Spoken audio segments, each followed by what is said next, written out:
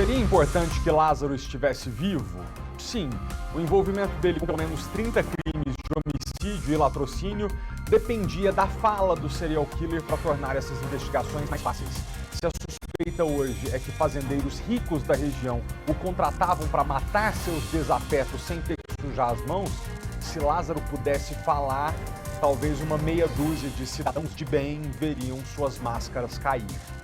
Mas o desfecho foi outro. E de qualquer forma, que bom que pelo menos o terror que uma população inteira estava vivendo chegou ao fim.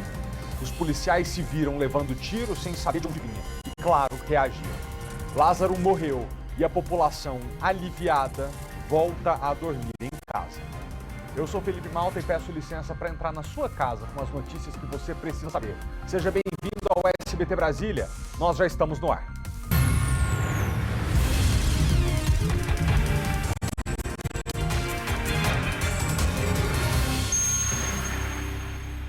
Com o fim da caçada pelo serial killer, começam as investigações para descobrir quem se aproveitou da crueldade e da psicopatia de Lázaro para mandar matar outras pessoas. A Polícia Civil de Goiás também quer saber quem facilitou a fuga. A ex-mulher e a ex-sogra de Lázaro prestaram depoimento. E outras pessoas são investigadas por terem acobertado o criminoso mais procurado dos últimos tempos. A notícia da prisão de Lázaro Barbosa foi recebida com comemoração na zona rural de Águas Lindas de Goiás. Estou feliz, graças meu bom Deus. Logo depois, a ex-sogra do criminoso, acompanhada pelo filho dele, saiu em direção à delegacia. A mãe da criança já havia sido levada para prestar depoimento no início da manhã. A polícia acredita que Lázaro tenha ido à região para ver a família e chegou a arrombar a porta à procura dele. A senhora não teve contato com o Lázaro, né? Não, senhor. As duas estão sendo investigadas por envolvimento na fuga do assassino, visto por vizinhos na noite anterior à prisão. Quando meu cunhado chegou com o carro, clareou o farol bem na janela. E ele saiu correndo agachado. Nós ficamos assustados, porque parecia um monstro mesmo correndo agachado no mato. Policiais civis e militares, com o apoio de 3 helicópteros, fizeram uma varredura na região da mata fechada até Lázaro ser capturado. A partir de agora, as investigações que estavam centralizadas aqui na base de operações da Força Tarefa serão assumidas totalmente pela Polícia Civil de Goiás. Um dos objetivos é identificar supostos cúmplices de Lázaro Barbosa. Segundo o secretário de Segurança Pública, pelo menos 7 casos de latrocínio e homicídio atribuídos ao criminoso podem ter tido a participação de outras pessoas. Os policiais já têm certeza que havia uma rede de proteção que facilitou a fuga de Lázaro. Além da ex-companheira e da ex-sogra dele, um fazendeiro e um caseiro presos na semana passada são suspeitos de terem dado abrigo e comida. A justiça concedeu liberdade provisória ao caseiro Alain Reis de Santana, que em entrevista ao SBT disse que estava com medo. Quando eu estava arrumando um galinheiro, aí ele chegou pelas minhas costas e bateu nas minhas costas, deu um tapa nas minhas costas. Aí quando eu olhei para ele, ele falou: "Ó, você sabe muito bem que eu sou do fundo da chácara, e se caso você falar para alguém que ia matar eu e minha família, que ele sabia muito bem onde eu morava." O fazendeiro Eumir Caetano, ex-patrão da mãe de Lázaro, é apontado pela polícia como o principal nome dessa rede de apoio. A suspeita é de que Lázaro Barbosa atuou como jagunço ou segurança de fazendeiros de Goiás. Esse fazendeiro que é apontado como uma pessoa que pode ter entregado R$ 4.400 em espécie para o Lázaro conseguir fugir. O repórter Marcelo Bittencourt está ao vivo, ao lado da área de mata para onde o Lázaro fugiu e terminou morto trocando tiros com a polícia. Marcelo, é bem pertinho da casa da ex do Lázaro, a ex-mulher e a ex-sogra, né? Bom dia.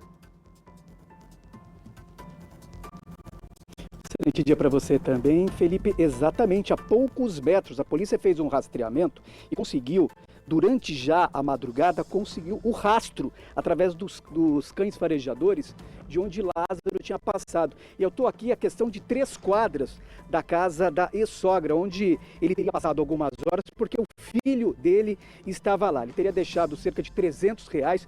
Eu conversei com essa senhora durante a manhã, ela prestou depoimento, voltou para cá, está muito assustada e falou que ele deixou R$300. A partir daí, quando ele viu o cerco da polícia a 2 quadras, ele teria passado exatamente aqui, ó, por esse caminho. Foi a partir deste local que os cães farejadores passaram a seguir o rastro do Lázaro. Nós, inclusive, percorremos aqui, eu e o repórter cinematográfico, o Vanderlei Miranda, durante toda a manhã, percorremos aqui o local, cerca de 5 quilômetros mata adentro, e agora você acompanha como foi essa matéria. Pode rodar o VT. Um pouquinho que a gente solta essa daqui a pouco. Só queria comentar com você que no primeiro momento da caçada ele costumava fugir pelos riachos e pelas áreas mais pantanosas para despistar o odor dos cães que poderiam farejar o rastro dele. Aí isso não foi possível, né? Porque ele fugiu por uma área de mata, mas ok, não tinha nenhum riacho perto, e daí os cães farejadores conseguiram localizar com mais exatidão onde ele estava dentro da mata. A partir desse ponto que você mostrou que começou a fuga, que a polícia foi atrás dele. Só esclarece essa informação pra gente. Exatamente. No primeiro momento, Felipe, ele passou por aqui e os cães conseguiram chegar até uma área de riacho mesmo, que fica a questão de 150 metros aqui. Se perdeu o rastro. Só que um pouco mais à frente, os cães conseguiram achar, porque ele passou pelo riacho, andou alguns metros e depois voltou para a mata, porque eles chamam aqui de picada. Ou seja, e aí ele começou a ser rastreado. Foram cerca de 6 horas de perseguição até que ocorreu ali o confronto. Ele atirou contra os policiais e do revide, de acordo com a polícia, ele acabou sendo baleado. Felipe. Obrigado, Marcelo. Não sei se a gente conversa ainda hoje nesta edição, acho que você já está de volta para São Paulo, mas eu te agradeço por ter reforçado a nossa cobertura aqui em Brasília. A gente é um time pequeno, mas que se uniu com muita dedicação para levar a melhor informação para o público em casa, e a sua ajuda foi muito bem-vinda. Muito obrigado e bom retorno para São Paulo, tá? Muito obrigado. Para a gente compreender a importância dessa história ter chegado ao fim, a gente relembra agora a sequência de crimes que Lázaro cometeu só nesse último mês. No dia 9 de julho, Cláudio Vidal, de 48 anos, e os filhos Gustavo, de 21, e Eduardo, de 15, são mortos com golpes de faca e tiros dentro da própria casa em Ceilândia. Após os assassinatos, a mãe, Cleonice Marques, é sequestrada por Lázaro e o corpo só é encontrado dias depois. Em 11 de junho, Lázaro rouba um carro e vai para Cocalzinho de Goiás. Ele passa a ser procurado também pela morte de um caseiro, registrada 4 dias antes do assassinato da família. No dia 12, invade chácaras e atira em 4 pessoas. 3 dias depois, é avistado por policiais e há uma troca de tiros. 2 PMs são baleados. No dia seguinte, o criminoso invade uma chácara e obriga um casal e a filha, de 16 anos, a acompanhá-lo até a mata. A adolescente consegue mandar uma mensagem para a polícia, que chega a tempo de surpreender o assassino. Mas Lázaro foge. A força-tarefa para prender o suspeito de assassinatos em série ganha o reforço da Força Nacional. Começam relatos de moradores que dizem ter visto Lázaro Barbosa. No dia 22, os policiais recebem radiocomunicadores do Exército. E na noite seguinte, um caseiro afirma que pode ter trocado tiros com o suspeito. Em 25 de junho, um fazendeiro e um caseiro são presos, suspeitos de ajudar Lázaro durante a fuga. No domingo, o fugitivo é flagrado tentando fazer contato com a família, em Águas Lindas de Goiás. E depois de horas de caçada, é morto pelos policiais. O repórter Paulo Vitor Tatuzinho está no centro de comando da operação de caça a Lázaro. Tatu, bom dia para você. A força ostensiva a gente já viu que foi embora, mas e os investigadores, eles ficam? Oi, Felipe, boa tarde para você, a todos assistindo aí ao nosso querido jornal SBT Brasília, tanto no DF como no entorno. A gente se encontra no interior de onde esse comando aí abrigou, né, essa força-tarefa durante esses 20 dias dessa caçada ao criminoso mais procurado do Brasil, Lázaro Barbosa de Souza. Foi por aqui, neste local, que nós pudemos aí acompanhar o ato de bravura desses policiais durante esses 20 dias. Por aqui passaram cerca de 700 homens, tanto do Distrito Federal, bem como do estado de Goiás. E agora, nesse término dessa operação por parte da equipe ostensiva, inclusive nós acompanhamos ontem policiais voltando para o Distrito Federal e também para a capital do estado de Goiás e de outras cidades aqui do estado de Goiás. Agora essa força-tarefa da parte ostensiva chega ao fim, mas fica os investigadores da Polícia Civil de Goiás que continuam aí nessa história para descobrirem se Lázaro pertencia ou não a uma rede criminosa, a uma organização criminosa que cometia diversos crimes aqui na região. Agora, Felipe, o curioso, o interessante dessa história é que durante todos esses dias aqui em Cocalzinho, Girassol, os policiais contaram aí com a ajuda, a solidariedade da comunidade da região. Pessoas que doaram leite, alimentos, produtos de higiene, água e também, lógico, o governo do estado junto com as prefeituras da região. E agora, Felipe, todos esses materiais, esses alimentos, os policiais, militares, civis que participaram dessa mega operação, eles irão doar para a comunidade. Ou seja, tudo aquilo que eles receberam, esses materiais que restaram nessa operação, que não foi utilizado durante esses últimos dias, serão então aí entregues, doados para a comunidade. E a gente contar aqui dentro para mostrar isso, inclusive água, que olha só, que isso aqui vai ser usado num torneio esportivo, tudo isso levado para a comunidade, para os cidadãos que necessitam desses materiais que sobraram durante essa mega operação aí, dessa força-tarefa, durante os 20 dias dessa caçada a Lázaro Barbosa de Souza, viu, Felipe? Tatu, já a gente volta a conversar para falar inclusive do que a população tem comentado sobre a especulação de terras aí na região e a conversa que tem ficado cada vez mais concreta de que uma das possibilidades é de que essas mortes que o Lázaro cometia era para tornar a região muito insegura e impactar os preços dos imóveis. É claro que essa é uma teoria que ainda começa a ser estudada, mas o que o Tatuzinho tem percebido na rua e a gente, pelos relatos que chegam até nós, é que é uma tese cada vez mais provável. Muita gente sabe dessa história. Então, Tatu, a gente já volta a conversar. Muito obrigado, tá? A morte do Lázaro aponta, então, agora para a necessidade de respostas das autoridades sobre 2 pontos iniciais. As condições em que esse serial killer foi morto e também sobre o que ainda não foi revelado a respeito dos crimes que ele cometeu.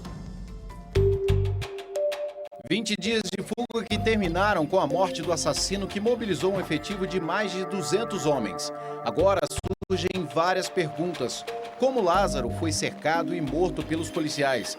Quais foram exatamente as circunstâncias dessa abordagem? Para que haja transparência de que a polícia agiu corretamente mesmo, fez o seu trabalho de forma correta, proba, é bom que se tenha as investigações e que tudo isso fique evidente, que a perícia venha e demonstre como que os tiros foram dados, a que distância, porque a polícia estava altamente armada, né?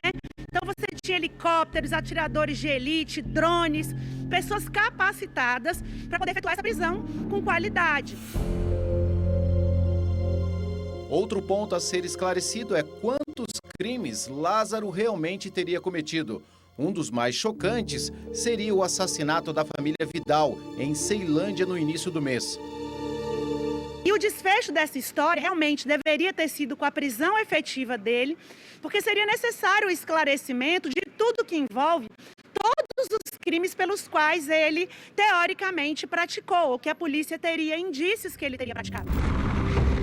Para a advogada, ao menos uma resposta já é possível: a necessidade de se tornar mais rigorosas as regras sobre exames criminológicos feitos em detentos com pedidos de progressão de regime. Em 2013, um estudo constatou que Lázaro apresentava características de personalidade violenta, como agressividade, ausência de mecanismos de controle e instabilidade emocional. Se ele tinha esses traços de psicopatia mesmo, como alguns especialistas já vinham falando, como que você deixou essa pessoa ficar em liberdade? Cadê os filtros dos exames criminológicos dos nossos centros de observação dentro das unidades prisionais?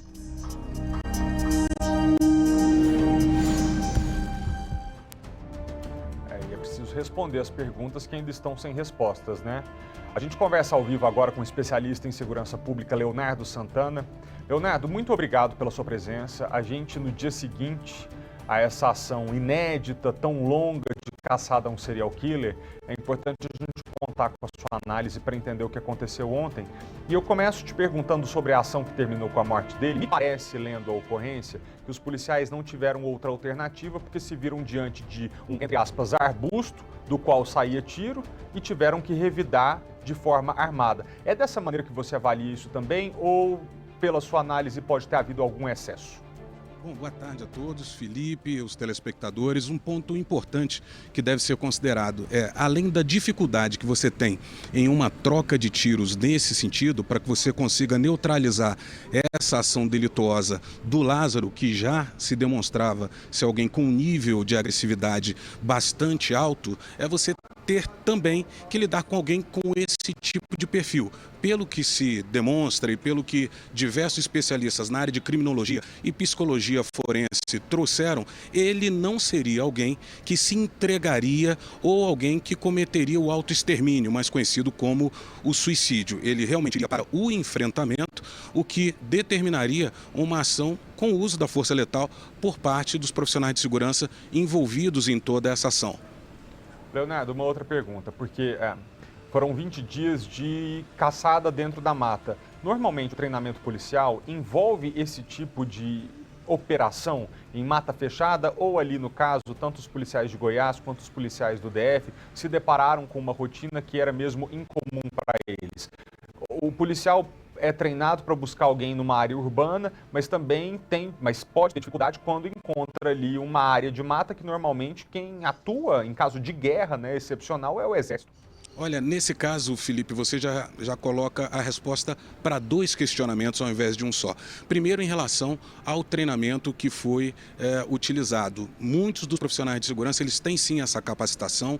Muitos dos profissionais de segurança, eles se obrigam a realizar capacitações, treinamentos nesse tipo de bioma, nesse tipo de ambiente, exatamente para que quando surjam situações como essas, que tenham alto nível de ansiedade, alto nível de estresse e, consequentemente, também um alto nível de dificuldade, eles não cometam erros, reduzam o risco das suas ações e também reduzam o risco de outras pessoas para que não haja o que a gente chama de efeito colateral, ou seja, uma pessoa que não tem envolvimento com aquela ocorrência se obrigar a estar ali próximo e acabar recebendo um disparo de arma de fogo. Pode completar. E a segunda pergunta que você coloca nesse mesmo questionamento, né? Os profissionais de segurança, eles também precisaram ser selecionados. Então, alguns dos telespectadores e algumas pessoas perguntaram por que só as tropas especiais em algum momento foram para essa ação. Então, é exatamente por isso. São as equipes de profissionais que recebem essa capacitação, que recebem esse treinamento. Se a gente partir do pressuposto que desde o dia em que começou essa caçada, que foi depois do assassinato da família Vidal, nenhuma outra vítima foi feita e também nenhum policial acabou morrendo nessa operação, aliás, é esse o argumento que a Secretaria de Segurança Pública de Goiás utiliza para dizer que a operação foi um sucesso. O senhor concorda? Olha, nós tivemos um elemento também bastante importante que em um outro formato também foi questionado pela população. Poxa, por que é que alguns policiais se depararam com o Lázaro, um policial saiu até ferido e não deram tiros nele, porque é que naquele momento ele não foi neutralizado? Então, nós percebemos mais uma vez que o importante é preservar vidas e aplicar a lei. E mesmo que um policial tivesse saído ferido, a opção foi, vamos deixar o Lázaro escapar nesse momento e em momentos posteriores, usando a estratégia correta, nós vamos conseguir pegá-lo. Então, existe esse exemplo, sim, de que mesmo que os policiais tenham ficado feridos, a opção foi não ferir outras pessoas. Leonardo, ontem o governador de Goiás chamou o Lázaro de pistoleiro. E o secretário de Segurança Pública do Estado falou que ele era um jagunço e que poderia trabalhar, inclusive, como matador de aluguel. Então a gente está diante de um homem que não trabalhava sozinho e trabalhava a mando de outras pessoas, provavelmente. Que rumo a polícia segue agora para descobrir quem são essas pessoas, se o protagonista dessa rede criminosa morreu? Olha, nós temos que avaliar principalmente toda a logística que estava com o Lázaro durante todo esse período, o que foi encontrado na bolsa dele, de onde foi retirado aquele dinheiro, ou quem ofereceu aquele dinheiro que estava na mochila. Na mochila nós também tínhamos outros materiais, até equipamento de socorro, materiais, remédios para socorro próprio, como amoxicilina. Então uma pessoa que está na mata há 20 dias, que está isolado, mesmo que ele faça saque em algumas casas, ele não tem condições de conseguir tanto dinheiro, em que pese todos agora saibamos que o Lázaro seja uma pessoa que tinha um nível de astúcia, de inteligência diferente, até uma característica desse transtorno antissocial. Mas sim, as corporações agora vão ter que buscar as provas coletadas no local do confronto, nos locais onde ele passou, uso do telefone celular, se houve algum outro tipo de comunicação. Então, os cientistas forenses, todo aquele pessoal que trabalha na criminalística deve ter bastante empenho, deve ter bastante trabalho para conseguir extrair dessas provas o que vai ser necessário para tentar comprovar essa possibilidade, tentar comprovar essa linha de investigação. E para levar tranquilidade à nossa população, a gente do jornalismo do SBT continua acompanhando essa história. A você, Leonardo, eu agradeço mais uma vez pela presença conosco ao vivo e pela disponibilidade de nos ajudar a entender o fim dessa caçada que levou 20 dias e que agora termina com tranquilidade para a população. Obrigado, viu? Obrigado, Felipe. Nós conversamos com o advogado da família Vidal, que foi dizimada por Lázaro Barbosa. E mesmo com a morte do assassino, a defesa da família quer saber se ele agiu sozinho e promete uma investigação paralela. Nós fizemos aí um pedido para a quebra do sigilo, para a gente acompanhar aí todo o inquérito policial. Após isso, vamos fazer um requerimento aí através do provimento 188 da OAB, que dá poder ao advogado fazer uma investigação paralela e usar também alguns assistentes particulares, como detetive e perito. Após isso, vamos fazer um trabalho aí paralelo ao da polícia, tá? Lembrando bem que esse é um crime doloso contra a vida. Esses boatos que está correndo sobre brigas por terras, que Lázaro seria um pistoleiro, que alguém financiava Lázaro, não saiu aí da investigação da Polícia do Distrito Federal. Ontem esses relatos saiu única e exclusivamente, tá, pelo secretário de Segurança Pública do Goiás. As investigações correm sobre sigilo. Está aí alguns ponderamentos aí da defesa da família Vidal, que no momento ainda está abalada. A morte de Lázaro trouxe um pouco de tranquilidade, apesar que morte nenhuma pode ser festejada. Eles queriam mesmo que Lázaro estivesse vivo e pagasse pelos seus crimes aí nos ditames da lei. O fato dele ter morrido, pelo menos, embora não fosse a situação ideal, traz paz para a população. A repórter Kátia Gomes fala com a gente agora do cemitério de Edilândia, distrito de Cocalzinho, onde Lázaro deve ser enterrado, segundo informações que a gente recebeu da família dele. Kátia, boa tarde para você. Informação sobre velório e enterro, não sei se você tem, mas te pergunto se a polícia já se manifestou sobre a necessidade de um reforço de segurança para que a família do Lázaro não seja hostilizada nesse momento. E antes de você responder, deixa eu só dizer aqui para as pessoas em casa, olha, ele era mesmo um serial killer, uma pessoa terrível, cruel, psicopata, mas eu peço cuidado de vocês aí da região na hora de tratar com essa família. A gente tem que ter compaixão dessas pessoas que também sofreram assim como as outras vítimas.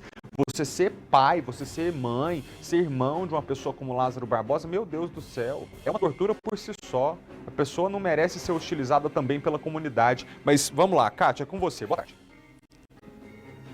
Oi, Malta, boa tarde para você, boa tarde para todo mundo. Primeiro, respondendo a sua pergunta, a nossa produção pediu uma resposta para a Polícia Militar para saber se eles vão acompanhar o enterro do Lázaro, só que até o momento essa resposta ainda não chegou.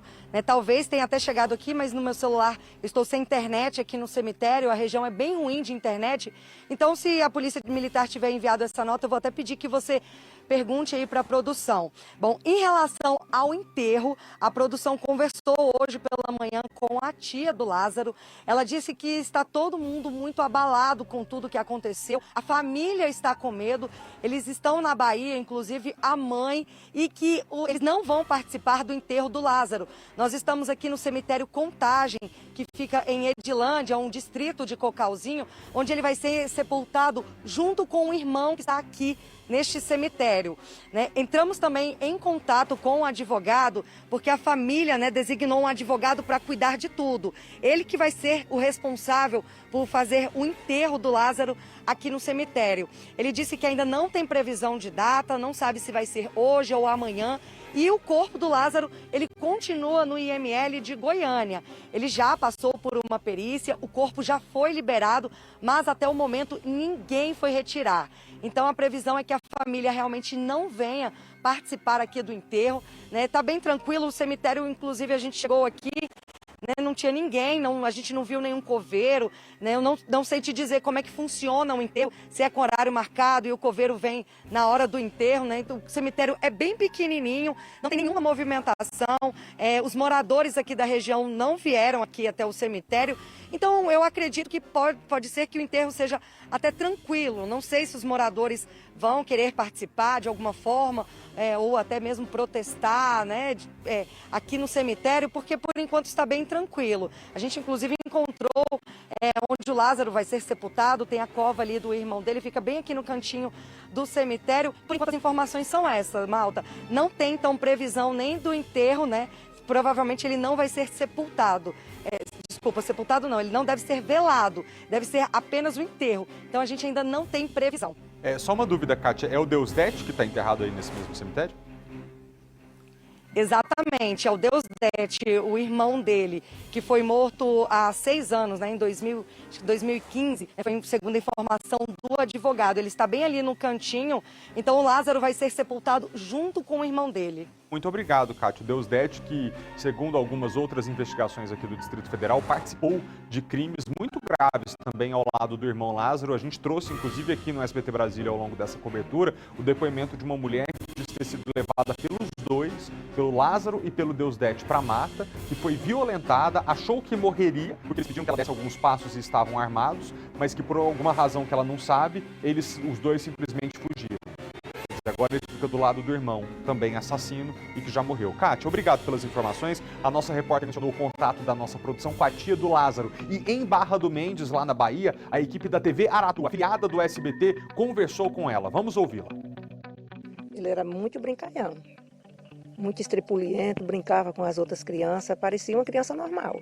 Muito triste, foi uma tremenda confusão, todo dia a mesma coisa, e a gente acompanhando aquilo ali, cada dia um sofrimento diferente um do outro, e assim por diante. Aí foi muito doloroso, foi muito triste mesmo isso aí. A senhora conversou com a mãe de Lázaro, como é que ela está? A senhora tentou mandar mensagem, como é que ela está depois que ela descobriu que ele foi encontrado e foi morto? Ela entrou em contato comigo perguntando se eu aceitava ela. Ficar uns dias aqui comigo na roça, porque ela que estava com a cabeça ruim, queria botar as coisas no lugar, a cabeça dela no lugar. Aí eu falei para ela, pode vir, na hora que você quiser vir, você vem ficar comigo aqui. Eu perguntei para ela, que dia você quer vir ficar comigo? Ela falou, ainda não sei. Eu mandei uma mensagem para minha irmã, perguntando ela se ela tinha visto ela, como que ela estava. Ela falou, eu já fui lá 3 vezes, e como é que ela está? Ela falou, ela está passando mal, vou ter que hospitalizar ela. Aí ela tirou uma foto dela para mim e mandou a foto, e daí para cá nós não se falamos mais. A senhora me falou, inclusive, que o fazendeiro que hoje está preso lá em Goiás, a mãe de Lázaro já conhecia, a família já conhecia ele, né? Isso, já conhecia ele. A minha irmã já trabalhou para ele. Já tem bastante tempo, né? Tem, bastante tempo. Foi quando ele fez esses assassinatos aqui. Quando ele saiu daqui, quando ele tinha 18 anos mais ou menos, quando ele cometeu o primeiro e o segundo assassinato aqui, a mãe dele trabalhava para esse fazendeiro que hoje está preso. Isso. A senhora acredita que Lázaro conhecia o lugar, conhecia a casa que a mãe dele trabalhou lá? A senhora acredita nisso? Acredito sim que ele conhecia lá, sim. Porque ele morou lá há tanto tempo, ele gostava de andar caçando, acredito que ele conheceu, sim. Conta pra gente, a família, claro, não esperava esse desfecho, o que a família esperava? Se a senhora pudesse se encontrar com Lázaro, o que a senhora iria falar para ele? Queria. Se eu encontrasse com ele hoje, eu queria conversar com ele muito. Eu queria saber o porquê ele fez isso aí, se tinha alguém amando dele, se ele estava ganhando dinheiro com isso, se ele era matador de aluguel, como o povo diz que ele era. Eu queria saber de tudo, eu queria conversar com ele, desabafar com ele, para me saber o porquê de tudo isso que ele fez. se ele não se sentia remorso daquilo que ele fazia, como que ele dormia, sabendo que ele tinha feito isso, como que ele se alimentava, sabendo que ele tinha praticado esse tipo de coisa, se ele não tinha medo. Eu queria me desabafar tudo com ele. A senhora nunca ficou sabendo que ele era matador de aluguel? Isso nunca foi falado? Para a família nunca chegou essa informação? Não. Só agora, depois que ele matou essas pessoas aí, que o povo, as pessoas daqui comentavam que ele poderia ser um matador de aluguel. Mas a família mesmo, essa informação nunca foi levada a nenhum lugar? Não, de forma alguma. Vocês puderam sentir a tristeza nas respostas dela, no olhar dela? Essa é a tia de um serial killer, que evidentemente gostaria de olhar para o sobrinho e perguntar como é que você levava essa vida. Natural que a família agora não queira fazer velório, é óbvio, que é só que essa história acabe. Pediram que um advogado ajude a pegar o corpo no IML e sepultar sem velório. E o Maicon Leão, nosso repórter da TV Serra Dourada lá em Goiânia, está na porta do Instituto Médico Legal, onde o corpo do Lázaro está. Já foi feita a necrópsia e o corpo já foi liberado, mas vamos ter as informações com o Maicon. É com você. Oi, Malta. Boa tarde para você, para todo mundo ligado no SBT Brasília. A gente fala aqui direto do Instituto Médico Legal de Goiânia, onde o corpo de Lázaro Barbosa continua aqui aguardando até que algum parente, algum representante da família venha fazer a liberação. A gente está aqui desde as primeiras horas da manhã e até agora ninguém esteve aqui.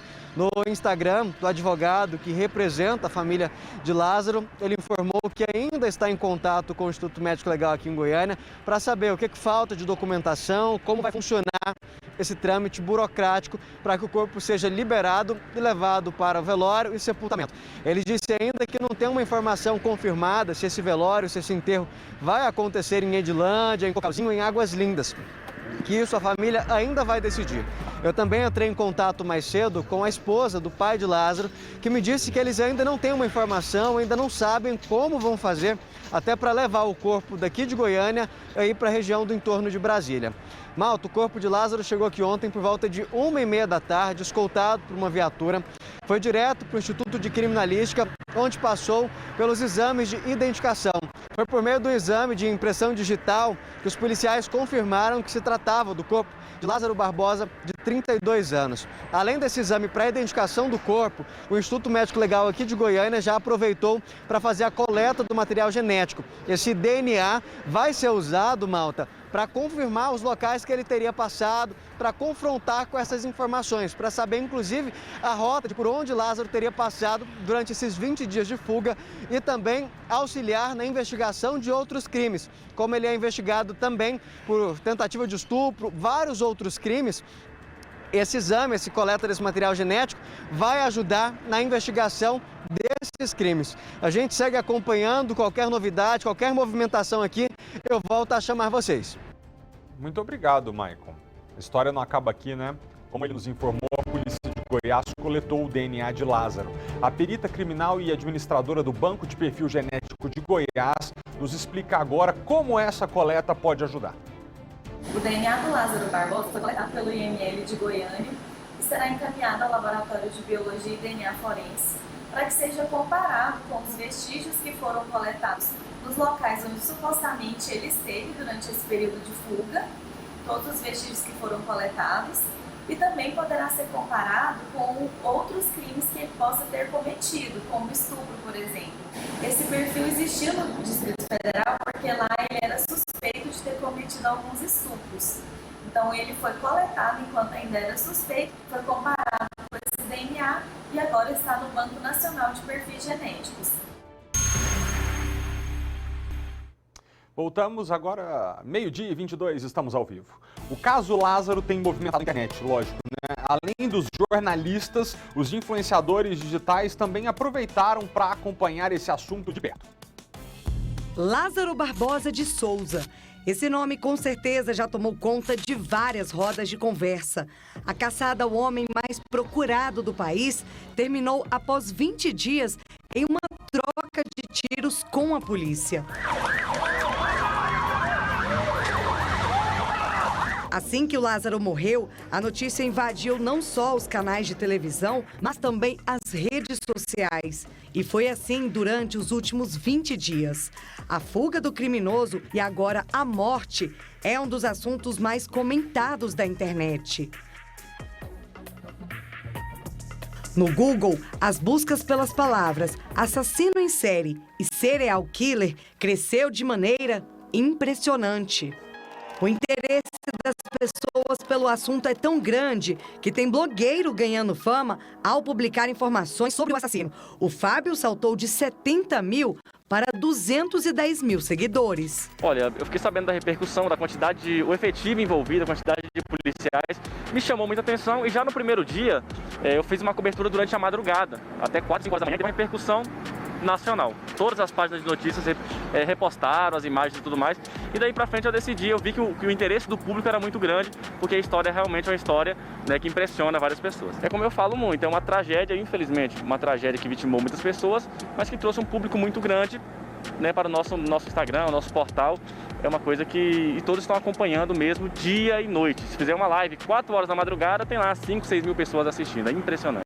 Esta outra página, que era dedicada à fofoca de famosos, também tem conquistado seguidores com publicações sobre o Lázaro. Sim, a gente recebeu muito retorno, tanto é que a gente está com 21,8 mil seguidores no Instagram e a gente recebeu visualizações, muito retorno. O influencer Paulo Sampaio mora em Padre Bernardo e alugou um hotel em Girassol para acompanhar a caçada ao criminoso. A vida dele mudou completamente. A rotina de barbeiro, marido e pai de 2 filhos foi deixada para trás na tentativa de ganhar fama na internet. E mudou totalmente minha rotina. Eu não tenho horário de dormir, não tenho horário de acordar, não tenho horário de almoçar, de nada. Mas você acha que a vida de influencer é fácil? Não é, não. Eles fazem tudo que os seguidores pedem. O Paulo, por exemplo, tem acompanhado os passos do Lázaro. Ele veio aqui mostrar a Gruta dos Ecos porque foi um pedido dos seguidores. E onde o Lázaro passa, ele vai atrás. Ele está acompanhando praticamente 24 horas por dia todos os passos do criminoso.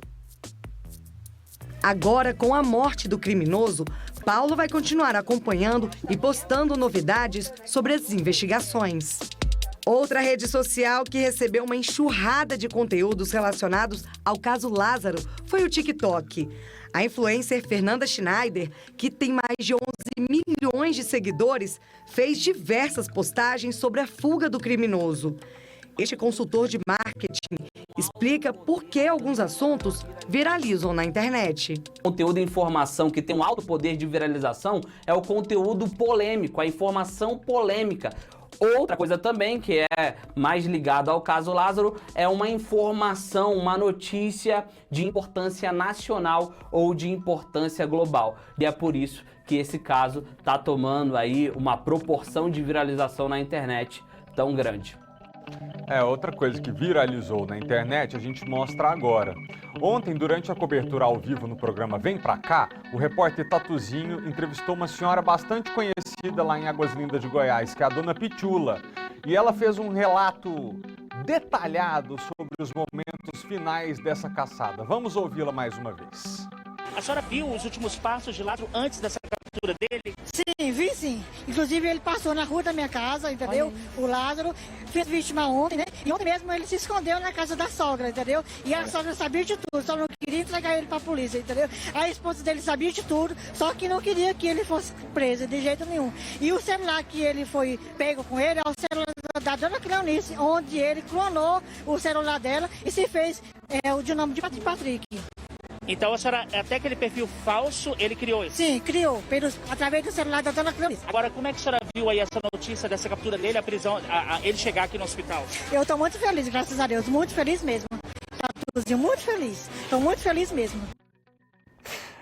Algum riso a gente tem que dar, né? Já que acabou a história. Dona Pitula, um beijo pra senhora, viu? Relato detalhado, tava na casa de tal pessoa, o celular era de tal pessoa, ele fez isso, todo mundo sabia. Ouso dizer que se a polícia tivesse contado com a ajuda da Dona Pitula, talvez esse caso tivesse sido resolvido antes. Beijo pra senhora e pra todo mundo aí de Águas Lindas de Goiás, que prestigiou a nossa cobertura jornalística desse caso.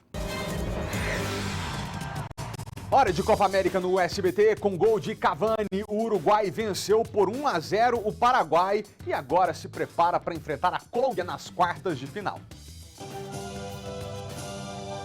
O Uruguai poupou o artilheiro Luis Suárez, que começou a partida no banco de reservas. O Paraguai deixou de fora 6 titulares. Com isso, os uruguaios dominaram o primeiro tempo com certa facilidade. Foram 7 finalizações contra nenhuma dos paraguaios. Valverde, Arrascaeta e De La Cruz se revezaram para fazer companhia a Cavani no ataque uruguaio, que teve um gol anulado depois da troca de passes dentro da área.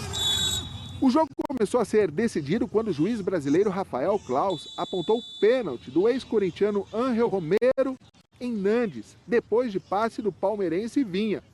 Cavani bateu forte e fez o segundo gol dele na Copa América. No segundo tempo, Oscar Romero, irmão de Ángel, até concluiu a gol nesta jogada, mas estava impedido e o lance foi também anulado. O Paraguai passou a ficar mais com a bola quando o Uruguai decidiu apostar nos contra-ataques, até Cavani cansar e ser substituído pelo seu maior parceiro, Luis Suárez, que ao entrar recebeu a faixa de capitão. Suárez perdeu um gol que não costuma perder, mas não fez falta. A vitória de 1-0 do Uruguai sobre o Paraguai definiu o adversário do Brasil nas quartas de final. E ele não estava em campo aqui no estádio Newton Santos. A seleção brasileira vai enfrentar o Chile, que está concentrado em Santiago. As duas seleções venceram as últimas 3 edições da Copa América. Completam as quartas de final os seguintes jogos: Peru e Paraguai, Uruguai e Colômbia, e a Argentina de Messi joga contra o Equador.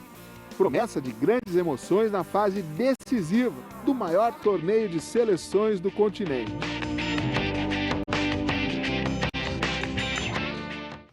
E ontem a Argentina ganhou da Bolívia por 4-1 com 2 gols de Lionel Messi. E não perca, sexta-feira, Brasil versus Chile pelas quartas de final. 9 da noite, você sabe, só aqui no SBT. A gente volta daqui a pouquinho ao vivo com o repórter Tatuzinho lá da região de Girassol. E mais, antes do break a gente vê a previsão do tempo. Ó, céu clarinho, clarinho, clarinho. Temperatura nesse momento é de, 19 graus, tá frio lá fora. Ó, lá céu de Cocalzinho, em torno do Distrito Federal. Umidade relativa do ar 62%. A gente faz mais um break rapidaço e volta já.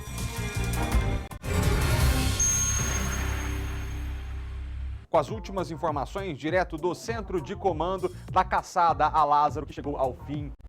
Graças a Deus. Tatu, é com você. Pois é, Malta, a gente acompanha agora, Malta, a polícia vai deixar aqui a Escola Municipal Alto da Boa Vista, que durante esses 20 dias aí serviu como abrigo aí para essa força-tarefa na caçada Lázaro Barbosa de Souza. Encerrou-se ontem, no 20º dia, e agora os policiais deixam aqui a base, realmente para que a escola seja devolvida aí, para que as aulas possam reiniciar aqui em Girassol, escola que durante esses dias aí realmente serviu para abrigar todos esses policiais, tanto de Goiás, bem como também do Distrito Federal. Como a gente recebeu a informação, falava assim 200 homens, 400 homens, mas por aqui, revelada aqui a nossa equipe de reportagem do SBT Brasília, passaram 700 homens. E a gente acompanha agora, Malta, veja só, a saída de uma das viaturas, os policiais já estão indo em direção à comunidade carente aqui de Girassol, para que esses materiais sejam doados aí para os cidadãos de bem aqui. A polícia está seguindo aqui, deixa eu até falar aqui, o material vai ser levado agora para a comunidade, né? Nós vamos fazer a doação para uma família que é carente e nos solicitou aqui via aplicativo funcional uma doação de uma cesta e nós estamos indo fazer a entrega. Ou seja, serviço do bem. Exatamente. Muito obrigado, boa doação para vocês, bom trabalho aí durante esses 20 dias. Tá aí, Malta, polícia falando com a gente, esse aparato aí que segue agora para ajudar a comunidade carente aqui de Girassol, material que durante muito tempo foi doado para essa força-tarefa, que ajudou muito, e agora, como eles não vão usar mais, por conta que essa força-tarefa já foi dispensada, realmente estão agora ajudando os cidadãos, a comunidade carente aqui de Girassol, Malta. Tatuzinho, apesar de tudo, eu termino essa cobertura muito feliz, primeiro porque eu vi que você vacinou, assim como outros colegas nossos jornalistas puderam tomar vacina em Águas Lindas de Goiás, muito bom. Segundo, que você está com milhares de seguidores nas redes sociais que acompanharam seu brilhante trabalho. E também porque outra coisa que viralizou foi o depoimento da dona Pichula para você, que estava com a fofoca aqui, ó, na garganta, hein, Tatu? Olha, eu não esperava, a dona Pitula chegou ali, a gente estava ao vivo no Vem Pra Cá, acompanhando toda aquela cobertura da movimentação, não sabia se ainda Lázaro havia morrido ou não, a gente estava apurando a informação e dona Pitula, ela sai lá do Itamaracá, vem para a porta do hospital e aí vem aquela entrevista que realmente viralizou nas redes sociais, inclusive eu estava até vendo aqui agora, comentando com a minha equipe aqui, o Dentim e o Auricélio, e a gente vai ver mais um pouquinho, né, Felipe? Um pouquinho dessa entrevista que hoje chama atenção, principalmente pelos milhares de visualizações Brasil e mundo afora. A senhora viu os últimos passos de Lázaro antes dessa captura dele? Sim, vi sim. Inclusive ele passou na rua da minha casa, entendeu? O Lázaro fez vítima ontem, né? E ontem mesmo ele se escondeu na casa da sogra, entendeu? E a sogra sabia de tudo, só não queria entregar ele pra polícia, entendeu? A esposa dele sabia de tudo, só que não queria que ele fosse preso de jeito nenhum. E o celular que ele foi pego com ele é o celular da dona Cleonice, onde ele clonou o celular dela e se fez o de nome de Patrick. Então a senhora, até aquele perfil falso, ele criou isso? Sim, criou, através do celular da dona Cleonice. Agora, como é que a senhora viu aí a notícia dessa captura dele, a prisão, ele chegar aqui no hospital? Eu estou muito feliz, graças a Deus, muito feliz mesmo. Tatuzinho, muito feliz, estou muito feliz mesmo. Terminamos a edição de hoje agradecendo a você de Águas Lindas e todo o entorno do DF que nos prestigiou com confiança nessa nossa cobertura. Muito obrigado. Voltamos a nos ver amanhã, 15 para meio-dia, aqui no SBT Brasil. Tchau.